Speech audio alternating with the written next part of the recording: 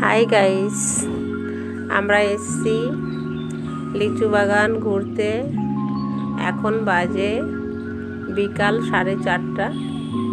বাড়ির থেকে বেরিয়েছি 4টে। বাড়ির থেকে আমরা দুজন, আমি আর প্রিয়াঙ্কা বৌমা হেঁটে হেঁটে আসলাম লিচু বাগানটা ঘুরে দেখে। লিচু বাগানে কিছু কিছু গাছে খুবই মুকুল এসছে, কিছু কিছু গাছে এখনো মুকুল আসেনি। আর লিচু বাগানে অন্য কোনো গাছ খুব কম, দুটো একটা আম গাছ আছে, দুটো একটা বাঁশঝাড় আছে, বাদ বাকি সবই লিচু গাছ। এটা আমি আজকে নতুন না, প্রতিদিনই করি। বিকাল 4টে ঘুরতে বেরোই, হাঁটতে বেরোই, 6টার সময় বাড়ি ঢুকি।